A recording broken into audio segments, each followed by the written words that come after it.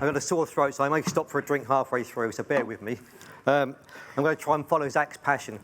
Before I start talking about this, I'll give you a bit of an introduction to myself. So, Paul Stringer, I'm a capability lead at British Sugar. That sounds grand. It means I work in the HR team. I look at skills, technical skills in our business, and all the apprenticeship schemes. But I'm not an L&D person. I'm not a HR person, you might guess that. My background is operations. So I've been in British Sugar 32 years. I started at Great Corners Upper School, which I think is now Thomas Gainsborough, I guess, yeah, and West Suffolk College. I had a degree in mechanical engineering, and I saw British Sugar at a careers fair once. And I saw the salary. I'll be honest about this. I saw the salary, and I thought that was good, and that sounds interesting. And that got me hooked into British Sugar. I've had probably a dozen jobs in the last 32 years, mainly operations, and for my sins, into HR twice. But now I'm really going to focus on apprenticeship schemes. So I'll talk about that throughout my whole talk, I think. A bit like Warren did earlier. Warren did. We've got the same kind of ethos. Apprenticeships form the background of our manufacturing teams. There's no doubt about it. We can't survive without apprenticeship schemes. So bear with me. I'm going to focus on that for the next 10 minutes or so. Okay. To start with, I want to talk about a sugar factory that Zach has said. In a sugar factory, you can be one of many things. If you like making things, manufacturing of sugar, operating a sugar factory, driving a power station, working in a control room like the Starship Enterprise we saw earlier, then we've got people that need to do that. We need that role. They'll walk around a factory with an iPad in their hand. They'll look at results, talk to people, make the right decisions to make the factory work. At the same time, they might be operating a power station.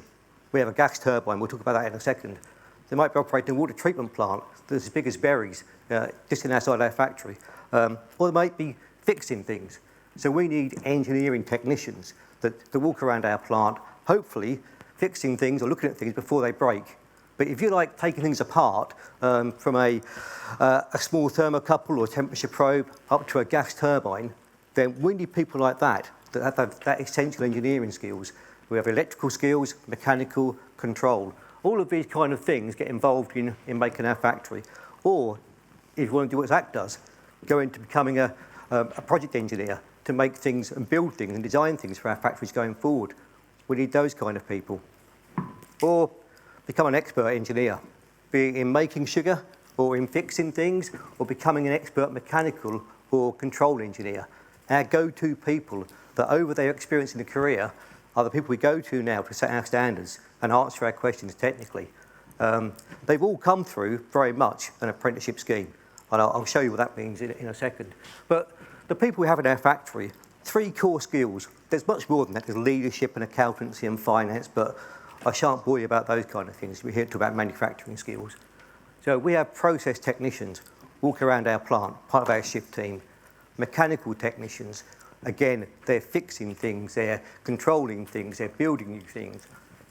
Elect technicians doing the same, automating their processes, taking small things apart, repairing them, putting them back together. On Christmas Eve, on Christmas Day, we work all year round, yeah, so you could be doing that kind of stuff. And that's why we pay well. We'll come back to that shortly. Okay, so a very diverse business, very diverse factory. Think about these 3 core skills that we need. So that's a bit about the diverse factory and the 3 core skills that I like to talk about and that I've seen throughout my career. Just to put it into a bit of context, some statistics around why apprenticeships form the backbone of our manufacturing teams. So we've taken on 150 across our sites in the last 15 years. We've taken on 24 this year, not just at Bury, but across our sites. Okay, 170 of our leadership roles across our site are filled. 80% of those roles are filled from internal promotions. Of those people, 60% were apprentices. Yeah, British Sugar apprenticeships that have come through. 3/4 of our site engineering managers have been apprentices. The same for operations managers. Half our engineering leads. An engineering lead is someone that manages a team of engineers on site. And these guys, typically, guys and girls, typically 4 years outside their apprenticeship scheme. So they're young people that are leading our engineering teams. Half of them have come through our scheme. So you can see the kind of the pathways they have in our business from coming in as an apprentice and the pathway through to becoming a well-paid part of our leadership team. In the last 18 months, we've had a managing director, 2 site general managers, head of engineering, all ex-apprentices. It's a great route for us to have, no doubt about it. Thinking about inside a sugar factory, how many people do you think it takes at Berry factory to make sugar? Any idea how many in the factory? No? 900. No? In Berry factory, on 10 per shift. Yeah. So, yeah.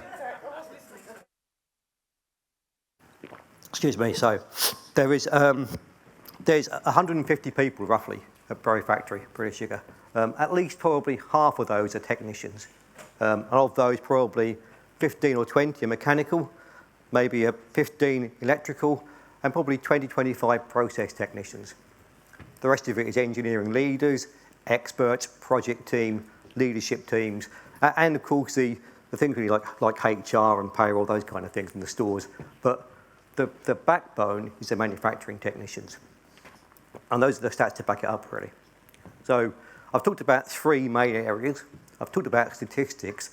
A little bit now about our scheme. So get to the nuts and bolts of why we're up here today, really, to talk about attracting people into our industry. Zach mentioned process. It's a misunderstood terminology, but these are the guys we need to come and make our factories work. Okay, making things and fixing things, we need that, but we need people to operate our factories. Okay, so a bit about our schemes, and I'll let you just digest it to start with, because I know you'll all start looking at numbers and salaries, and then you'll come back and focus on me. No surprise, there's 3 main schemes in British Sugar. Yep. Process engineering, level 3, mechanical and electrical. They're all standard apprenticeship schemes that are nationally recognised. They're all backed up by qualifications. They're all blended learning. So you'll work at college, you'll work on the job, you work as part of a team. And of course, we like to attract people, so we pay pretty well to start with. So these could be 16 to 18-year-olds coming into our business. They'll work for 2.5 years to 4 years or 3.5 years on their apprenticeship scheme. And then their first role, typically, process tech, mechanical tech, electrical tech. And the people that are now coming into their scheme are starting roughly on 50, 55K. It's an attractive business to be in, manufacturing. Yeah, and you're going to learn skills with us that are unfortunately transferable. We like to try and keep you. That's why we kind of pay well to do that. But that's the kind of stuff we're trying to do, all those extra benefits. Right, 2 minutes to go. So I think probably that is almost my last slide. What am I talking about? Today's all been about a theme. So we want to try and get people to British Sugar, absolutely. But Zach was talking earlier about apprenticeship schemes and attraction, of the difference in what you can get from getting a degree, like I did, to an apprenticeship scheme. Yeah, you're going to earn where you learn. The lad earlier was just talking about that. You're going to get a qualification. You're going to be part of a team. Definitely with us, you get early responsibility. Shift managers, lead engineers at quite a young age. And of course, you come out at the end of it with a very good set of transferable skills that are in demand within Suffolk and Norfolk. We do lose people to other industries. We lose people to Sizewell because we teach them well here. But we also poach a few people. I think we've done that to Warrens, I found out today. But you know, don't just think about British Sugar apprenticeship teams. Definitely, I want you to come and have a look at us. Look at our webpage. You know, we took on 24 this year across the business. We tend to advertise around January, December time. So if you're interested, come and talk to us. Go on the webpage, have a look. But take away the fact that apprenticeships are a really valid choice.